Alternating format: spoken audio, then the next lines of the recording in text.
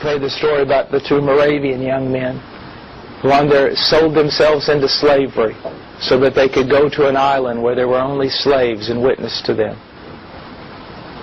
There was no turning back. It wasn't going to be furlough. There was no, I'll come back if I don't like it. They sold themselves to a slave owner so that they could go witness to the slaves that he owned for life. And as they were pulling away from the dock on that boat, and their parents and the church family and everything standing there looking at them, one of them screamed and said, "Shall not the Lamb have the full reward of His suffering?" Now that's missions. They counted their life as worthless so that the Lamb might have the full reward of His sufferings. Gentlemen, don't waste your life playing stupid little games. Just don't do it.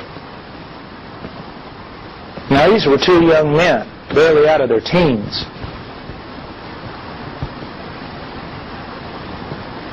I mean, join them. Join them.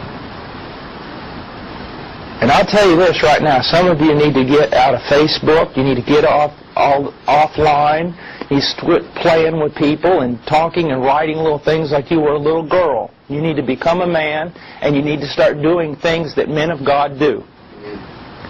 This is very important.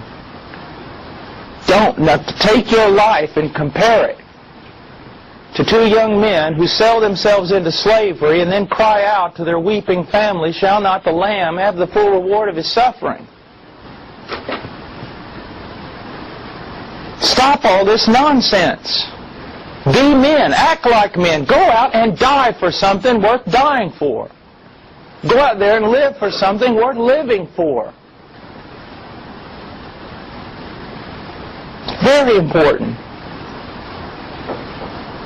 And give your life for something. Please. Don't waste it. There's a bride to get for Him. There are children of God who have not heard the gospel of their salvation. They're yet to be birthed. There are churches to build.